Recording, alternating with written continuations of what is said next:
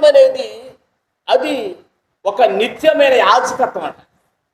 అభిషేకం అనేది నిత్యం జరగాలి అంటే నిత్యము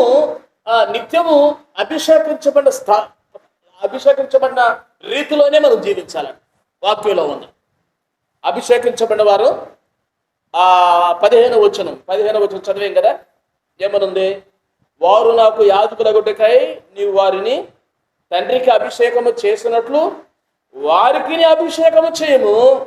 వారి అభిషేకము తరతరములకు నిత్యమైన యాజకత్వ సూచనగా ఉండెను. తరతరాలకు వెళ్ళాలి అభిషేకం. తండ్రులు దేవుని మందిరానికి వచ్చినప్పుడు పిల్లలు కూడా రావాలి. అంటే తండ్రులు అభిషేకించబడాలి. మొట్టమొదటగా తండ్రులు ఏం చేయబడాలి? అభిషేకించబడినప్పుడు తండ్రిలో ఉన్నటువంటి అభిషేకం పిల్లల్లో కూడా వెళ్తాదంట. అది ఎందుకు తెలుసా? అది ఒక కట్టడ. హల్లెలూయా. ఇంకా అభిషేకంలో ఉన్న మరొక గొప్ప సత్యం ఏంటంటే, లేవియా కాండం 6వ అధ్యాయం 20వ వాక్యం. లేవియా కాండం 6వ అధ్యాయము 20వ వాక్యం. అహరోనుకును అభిషేకము చేసిన దినమున అతడును అతని సంతతి వారు అర్పించవలసిన అర్పణ ఏదనగా ఉదయమున సగము సాయంత్రమున సగము నిత్యమైన నైవేద్యముగా తూముడు గోధుమ పిండిని 10వ వంతు ఇవ్వాల. స్తోత్రం కలుగును గాక. అంటే అభిషేకం తీసుకున్న రోజు నువ్వేం చేయాలంటే ఉదయము సాయంత్రము ప్రార్థనలో ఉండాల. ఉదయం ఉండాలి, చెప్పాలి. ఉదయం ఉండాలి, సాయంత్రం ఉండాలి. ఏ రోజు ఉండాలా? ప్రతిరోజు అభిషేకం కావాలి. ప్రతిరోజు దేవుని ఆత్మచేత నింపబడతానే ఉండాల. హల్లెలూయా, హల్లెలూయా. అభిషేకము మాత్రమే ఏం చేస్తుందంటే శత్రువులను జయించగలదు. మామూలు ప్రార్థన కాదు. అభిషేకించబడిన ప్రార్థన శత్రువులకు అపజయాన్ని కలగచేసి మన పక్షాన విజయాన్ని చూపిస్తూ ఉన్నట్టుగా దైవ లేఖనంలో మనం చూస్తాం. ఇంకా అభిషేకములో 7వ అధ్యాయం 36వ వాక్యం. 7వ అధ్యాయము 36వ వాక్యం. వీటిని ఇశ్రాయేలీల వారికి ఇయ్యవలెనని యెహోవా వారికి అభిషేకించిన దినమున వారి తరతరములకు నిత్యమైన కట్టడగా నియమించును. ఇది తరతరాలు కొనసాగుతానే ఉండాలి. ఈ అభిషేక కోటాలు. ఈ శనివార ప్రార్థనలు ఎప్పటి వరకు జరగాల? పాస్టర్ గారు వచ్చినప్పుడే జరగాల. ఒకవేళ ఏదైనా ప్రార్థన మిస్ అయితే ఇంకెందుకులే కొద్దిసేపు ప్రార్థన చేసుకుని వెళ్దాం, ఆయన రాలేదు కదా. అభిషేక కూటం అంటే శనివార ప్రార్థన. ఈ అభిషేక కూటము తరతరాల వరకు జరగతానే ఉండాల.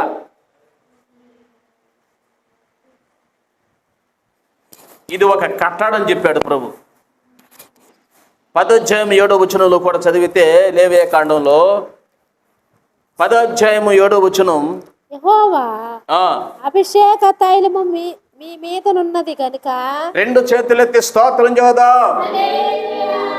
యెహోవా దేవుడు అంటున్నాడు, అభిషేక తైలము మీ మీద ఉన్నది గనక మీరు చావకుండునట్లు మీరు ప్రత్యక్ష గుడారం యొక్క ద్వారములో నుండి బయలు వెళ్ళకూడదనిను వారు మోషే చెప్పిన మాట చొప్పున చేశారు. మరి యెహోవా చాలు వినండి. ఇక్కడ మీ మీద దేవుడు అంటున్నాడు, మోషే అంటున్నాడు, మీరు అభిషేకించబడిన సంఘములో లేక స్థలములో ఉన్నారు. మీరు అభిషేక గుడారాన్ని దాటి అంటే మందిరాన్ని దాటి మీరు అవతలకి వెళ్ళకూడదు, బయటికి వెళ్ళకూడదు, వేరే ప్రత్యేకమైన ప్లేస్కి వెళ్ళకూడదు. వెళ్ళిపోతే ఏముంటుందంటే చచ్చిపోతారు. ఏమైపోతారంట? ఏమైపోతారు? అభిషేకము సంసోని మీద నుండి వెళ్ళిన తర్వాత ఈయన ఏమైపోయాడంటే చచ్చిపోయాడు.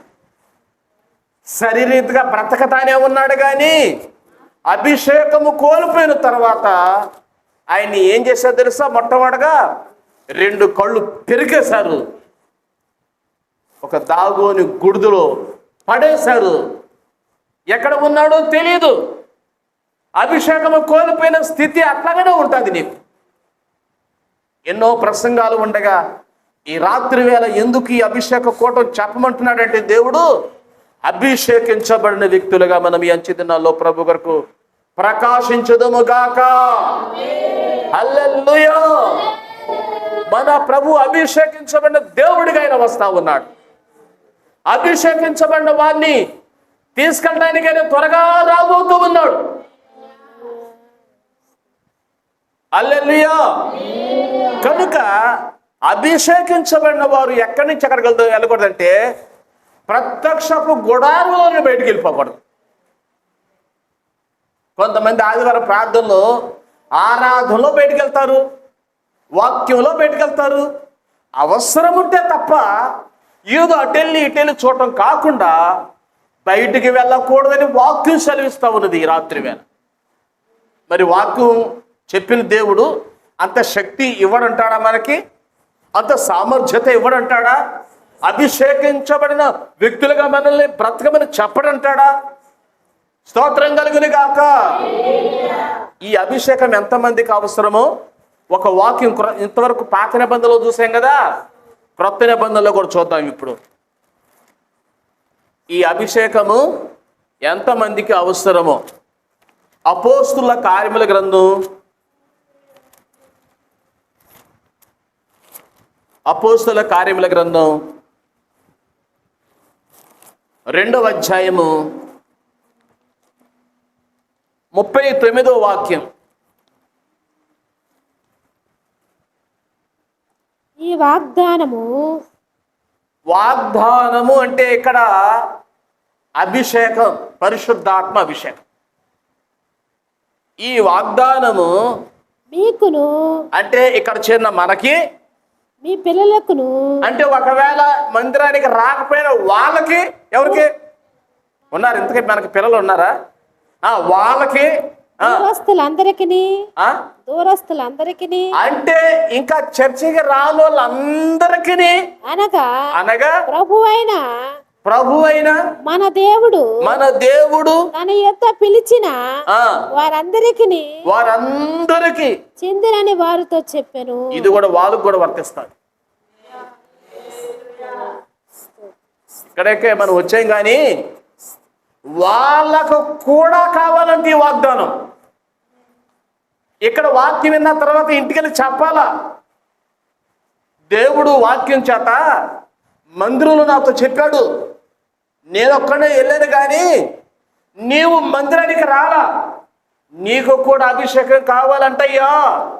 అందుకోసమే మనం మందిరానికి వెళ్దాం రండి, అక్కడ వాక్యాన్ని విందాం రండి, అక్కడ అభిషేకంలో మనము బయట వచ్చే ప్రమాదాలకు చనిపోకుండా ఉందాము రండి అని ఏం చేయాలంటే వారిని బలవంతము చేయాలట.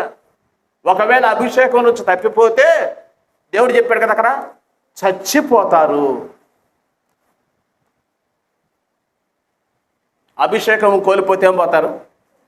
చచ్చిపోతారు. చచ్చిపోయిన తర్వాత ఏముంటారు మనకి? చచ్చిపోయిన వ్యక్తి మాట్లాడతాడా? చచ్చిపోయిన వ్యక్తి పిలిస్తే పలుకుతాడా? చచ్చిపోయిన తర్వాత ఎవరికి ఉపయోగం? దేవుడికి కావాలా? చచ్చిపోయినా ఒక ఏగ అన్నంలో వేసాం, అన్నంలో పడిపోయింది, ఆయన ఏం చేస్తాం? ఎందుకని? చచ్చిపోయిన దాంట్లో ఉంది. అట్లాగనే చచ్చిపోయిన అపవిత్ర కార్యాలు మన దేహంలో ఉన్నట్లయితే మనం ప్రభువుకు అవసరంలా. స్తోత్రం కలుగును గాక. మీకు చెప్పాను కదా, ఒక వ్యక్తట ఆమె బాగా డబ్బు సంపాదించిందంట. ఏం సంపాదించింది? బాగా డబ్బు సంపాదించింది. దేవుడు ఎందుకును ఆ వ్యక్తి దగ్గరికి వెళ్ళి వాక్యం చెప్పుకున్నాడంట.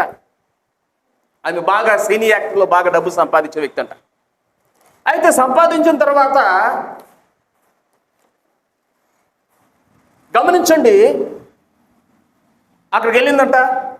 సువార్త ప్రకటిస్తూ ఉంటే, సువార్త ప్రకటన చేస్తూ ఉంటే,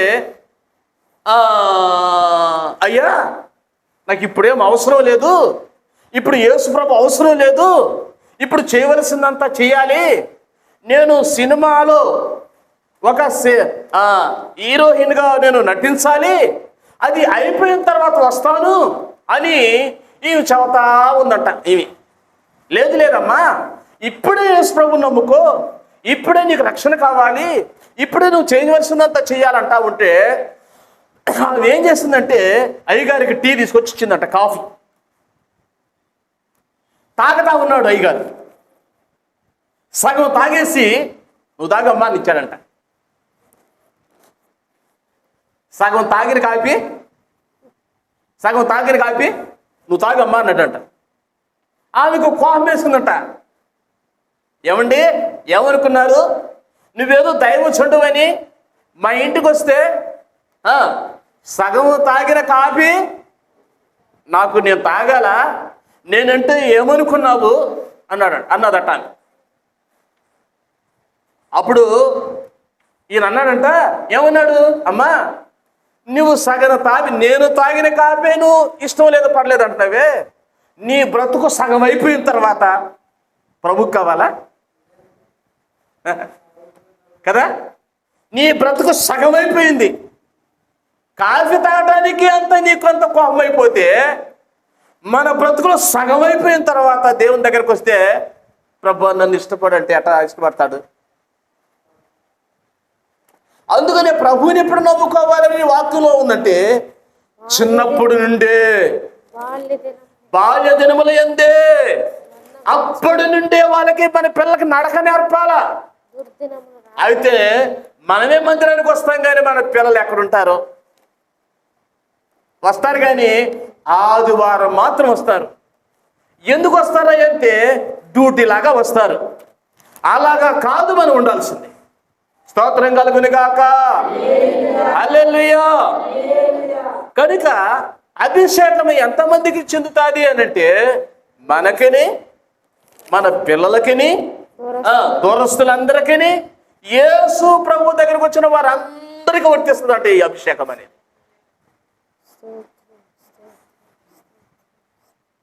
ఈ రాత్రి వేళ వాక్యం విన్న దేవుని బిడ్డలారా, అభిషేకంలో అంత పవర్ ఉంది. ఇక్కడ కూర్చొని ప్రార్థన చేసుకుంటా ఉంటే దేవుడు నాకు ఒక వాక్యాన్ని బయలుపరిచాడు. అభిషేకించబడిన ఒక మాట ఏం చేస్తుందంటే చచ్చిపోయిన ఎముకలను కూడా బ్రతికించగలదు. అభిషేకించబడిన ఒక్క మాట చచ్చిపోయిన ఎముకలను కూడా, అభిషేకించబడినటువంటి యెహెజ్కేలే కదా, యెహెజ్కేలు తీసుకెళ్ళి ఎక్కడ పెట్టాడు దేవుడు? ఎండిపోయిన ఎముకలో పెట్టేశాడు. అవి ఎండిపోయినవి అంటే అది ఒక లోయ.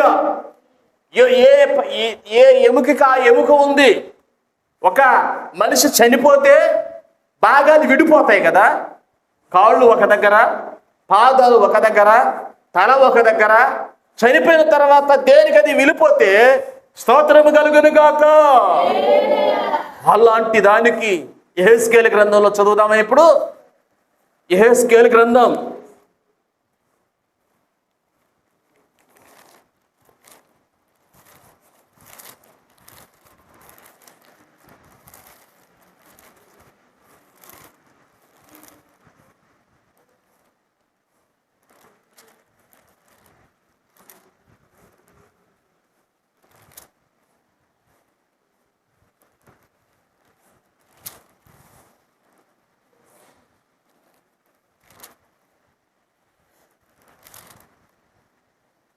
37వ అధ్యాయం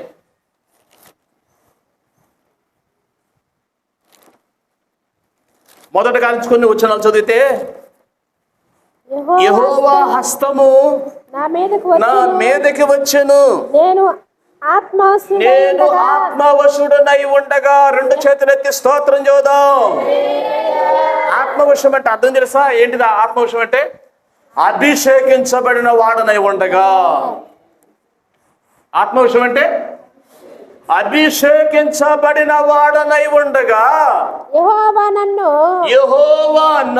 తోడుకొని పోయి ఎముకలతో నిండి ఉన్న ఒక లోయలో నన్ను దింపెను.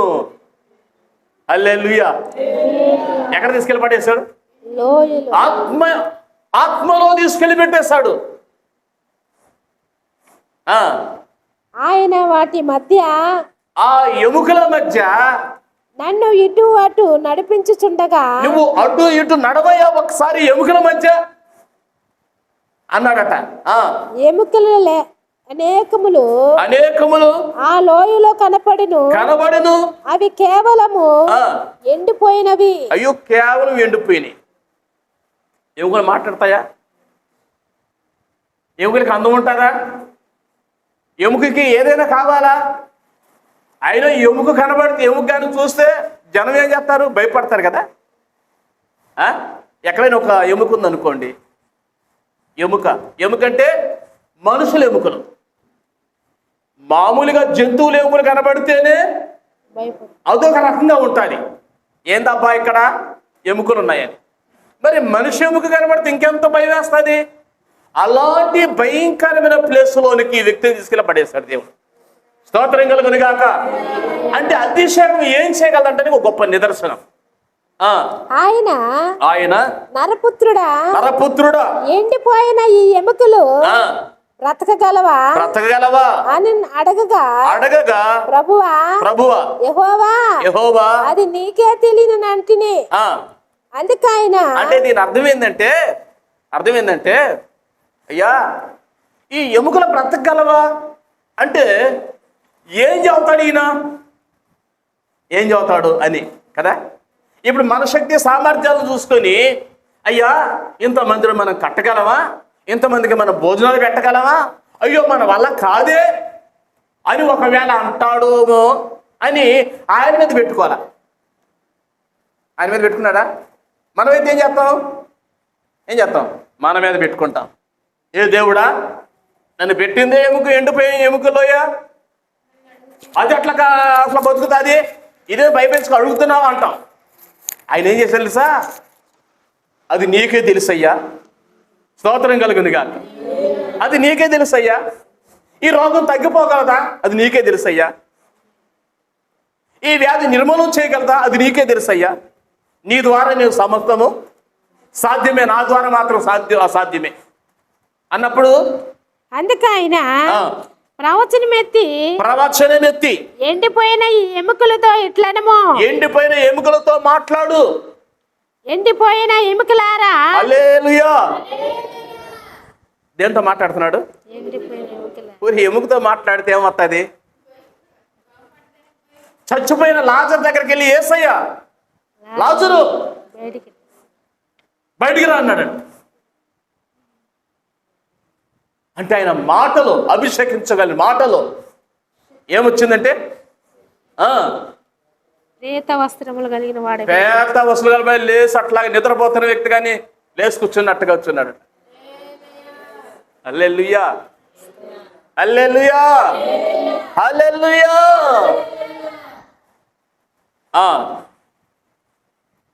అప్పుడు ఈయన ప్రవచనం చేస్తా ఉంటే 5వ వచనంలో, ఎండిపోయిన ఎముకలారా యెహోవా మాట ఆలకించండి. ఈ ఎముకలకు ప్రభు అయిన యెహోవా సెలవిచ్చినదేమనగా మీరు బ్రతికినట్లు నేను మీలోనికి జీవాత్మను ప్రవహిస్తా ఉన్నాను.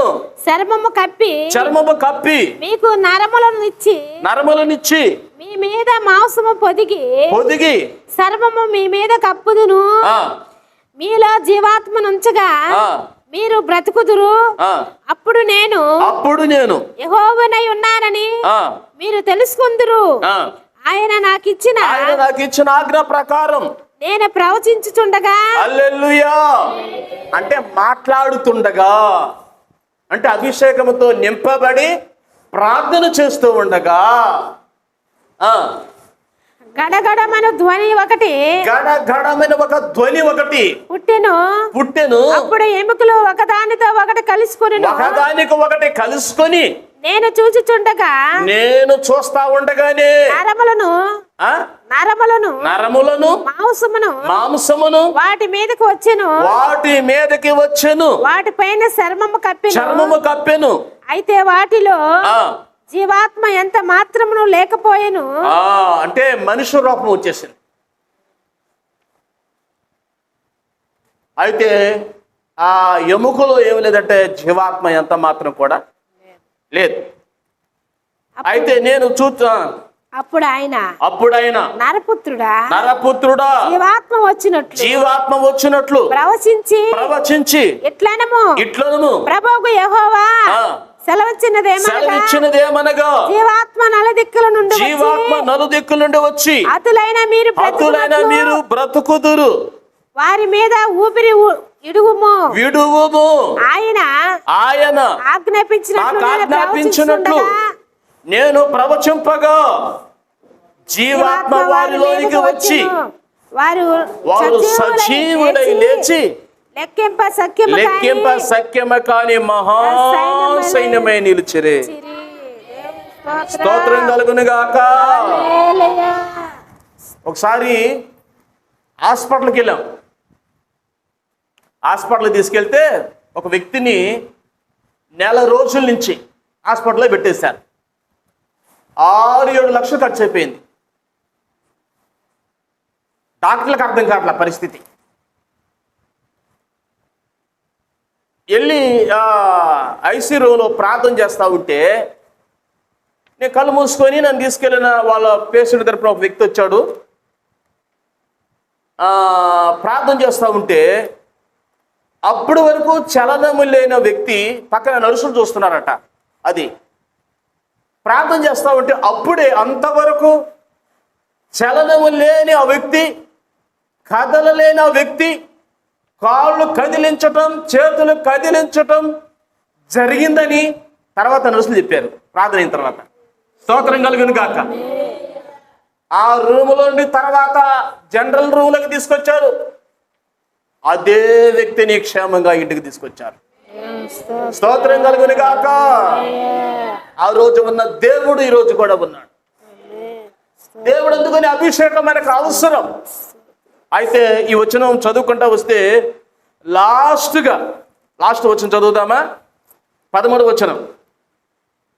నా ప్రజలారా, నేను సమాధులను తెరిచి సమాధుల్లో ఉన్న మిమ్మల్ని బయటికి రప్పించగా నేను యెహోవానై ఉన్నానని మీరు తెలుసుకొందురు. మీరు బ్రతుకున్నట్లు నా ఆత్మను మీలో ఉంచి. 2 చేతులు ఎత్తి స్తోత్రం చెబుదాం. అంటే దేవుని ఆత్మ ఉంటేనే మనం బ్రతికినట్టు. దేవుని ఆత్మ లేకపోతే ఏమైనట్టు? నా ఆత్మను మీలో ఉంచి మీరు ఉంచి మీ దేశములో మిమ్మల్ని నివసింపజేసేదను. యెహోవానగు నేను మాట ఇచ్చి దాన్ని నెరవేర్తునని మీరు తెలుసుకొందురు. ఇదే యెహోవా వాక్కు. స్తోత్రం కలుగును గాక. ఇది ఎవరి మాట అంటే దేవుని మాట. దేవుని మాటలో ఏముంది? జీవం ఉంది. దేవుని మాటలో శక్తి ఉంది. దేవుని మాటలో అద్భుతకరమైన ప్రభావం ఉంది. స్తోత్రం కలుగును గాక. నీ మాట జీవము గలదయ్యా యేసయ్యా, నీ మాట మార్పు లేనిదయ్యా యేసయ్యా, నీ మాట జీవము గలదయ్యా యేసయ్యా, నీ మాట మార్పు లేనిదయ్యా యేసయ్యా,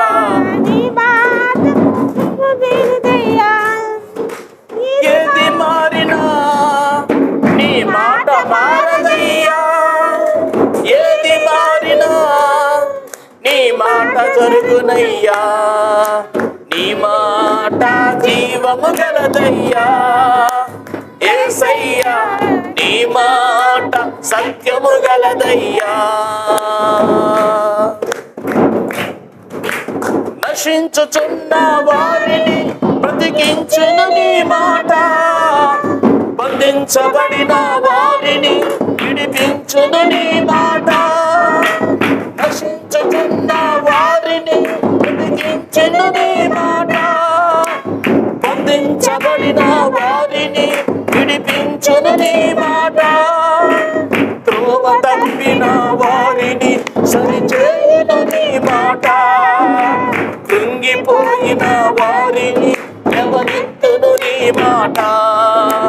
త్రోవ తప్పిన సరిచేయును నీ మాట, కృంగిపోయిన వారిని ఎవరెత్తును నీ మాట.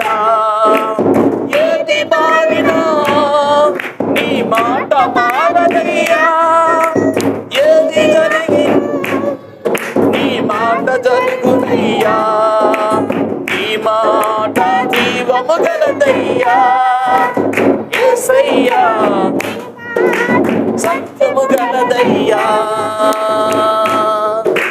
సింహాల బోధుల నుండి విడిపించును నీ మాట, అగ్నిగుండముల నుండి రక్షించును నీ మాట. సింహాల బోధుల నుండి విడిపించును నీ మాట, అగ్నిగుండముల నుండి రక్షించును నీ మాట. మారా బ్రతుకును కూడా మధురము చేయును నీ మాట, ఆరిపోయిన బ్రతుకును వెలిగించును నీ మాట. మారా బ్రతుకును కూడా మధురము చేయును నీ మాట, ఆరిపోయిన బ్రతుకును వెలిగించును నీ మాట. ఏది మారినా నీ మాట మారదయ్యా, ఏది ఆడినా నీ మాట జరుగునయ్యా. ఏది మారినా నీ మాట మారదయ్యా, ఏది ఆడినా నీ మాట జరుగునయ్యా. నీ మాట జీవము గలదయ్యా, యేసయ్యా నీ మాట సత్యము గలదయ్యా. నీ మాట మార్పులేనిదయ్యా, యేసయ్యా నీ మాట మరచిపోనిదయ్యా. దేవునికి స్తోత్రం కలుగును గాక. యేసయ్య మాట కృంగిన వారిని లేవనెత్తగలిగిన మాట, ఆరిపోయిన బ్రతుకులను వెలిగించే దేవుని మాట. స్తోత్రం కలుగును గాక. ఎన్నో ఆరిపోయిన జీవితాలు వెలిగించగలిగేది దేవుని మాట. ఆ ఎండిపోయిన లోయలో ఉన్న ఎన్నో బ్రతుకులు ఆరిపోతే ఆయన అభిషేకముతో కూడిన మాట వెలిగించబడినట్టుగా మనము చూస్తూ ఉన్నాం. ఈ రాత్రి వేళ వాక్యం వింటున్నాం. ప్రియా సహోదరి సహోదరులారా, ఇదిగో నువ్వు గమనించాల్సింది ఏంటంటే, అభిషేకముతో కూడిన మాట నువ్వు మాట్లాడటం అవసరం. మన మాట ఎట్లా ఉండాలంటే అభిషేకముతో కూడిన మాట మాట్లాడాలని ప్రభు చెప్తున్నాడు. కనుక ఈ రాత్రి వేళ అభిషేకములో ఉన్నటువంటి ఆశీర్వాదాలు మనం చూసాం. దేంట్లో ఉన్న ఆశీర్వాదం?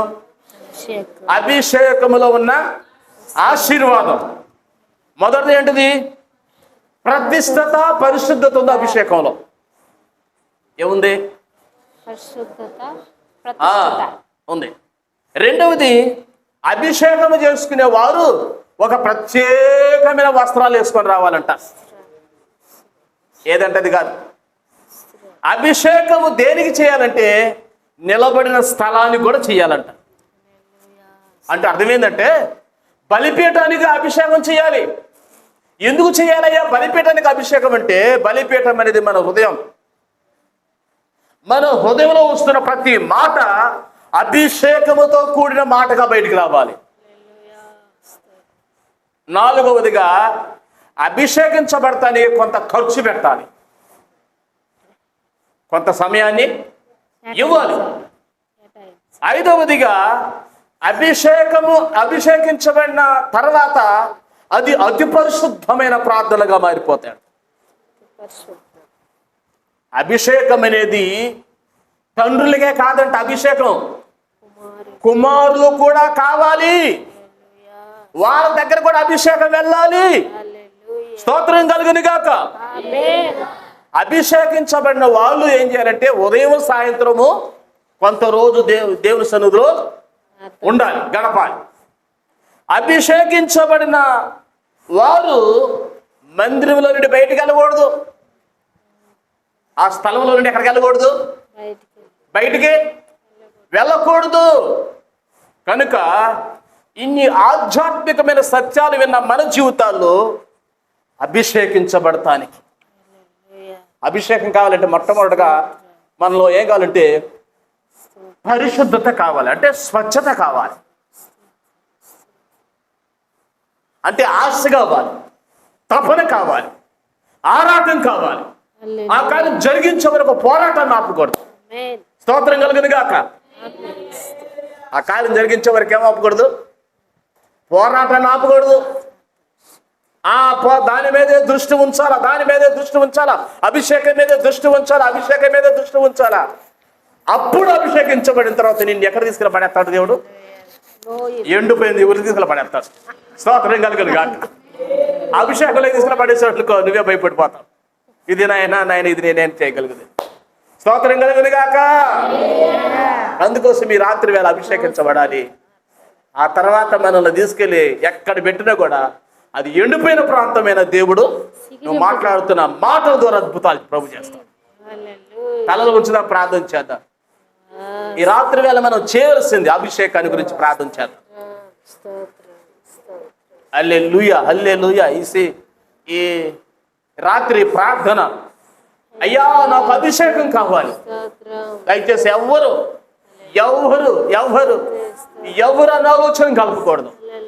ఇది అభిషేకించబడే సమయం, ఆశ కలిగి దేవుని అడిగే సమయం, ఆశ గల ప్రాణాన్ని దేవుడు తృప్తిపరిచే దేవుడు. హల్లెలూయా. దేవా అభిషేకించయ్యా, పరిశుద్ధత కావాలయ్యా. యేసు డాడీ బలిపీఠాన్ని కూడా అభిషేకించమన్నావయ్యా. నా హృదయం అనే బలిపీఠం, నా జీవితం అనే బలిపీఠం. అభిషేకములో ప్రతిష్ఠత ఉందని చెప్పావు, అభిషేకములో ప్రతిష్ఠత ఉందని చెప్పేశావు. యేసయ్యా నీకు స్తోత్రమయ్యా. పరిశుద్ధత ఉందని చెప్పావు, చెప్పాలి. ఈ మాటలు నోరు తెరిచి చెప్పాలి. యేసయ్యా, యేసయ్యా, దయచేసి అందరూ చెప్పాలి. పరిశుద్ధత కావాలి హృదయంలో పరిశుద్ధత కావాలి. డాడీ నా ఖాళీగా ఉంచానయ్యా నా హృదయాన్ని, నీవే నా జీవితానికి, నీవే నా హృదయంలో అభిషేకించబడిన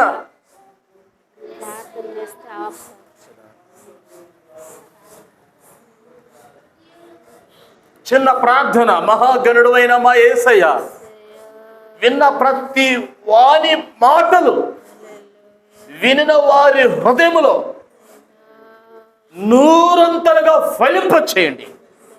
ఇప్పుడే నీ బిడ్డల హృదయాన్ని శుద్ధీకరిస్తూ ఉన్నాను యేసు నామములో. ఈ రాత్రి వేళ నీ బిడ్డలు అభిషేకించబడుదురు గాకని ప్రార్థన చేస్తూ ప్రతిష్ఠిస్తూ పవిత్రపరుస్తుండగా మీ కార్యాలు జరిగించినందుకు స్తుతిస్తూ యేసు పరిశుద్ధ నామములో అడుగుచున్నాము. మీ ప్రార్థన అవసరతల కొరకు అభిషిక్తుని Krupa church pastor K Peter, Kothapatnam, Prakasam జిల్లా, ఆంధ్రప్రదేశ్. దేవుడు మిమ్మును దీవించునుగాక. ఆమెన్.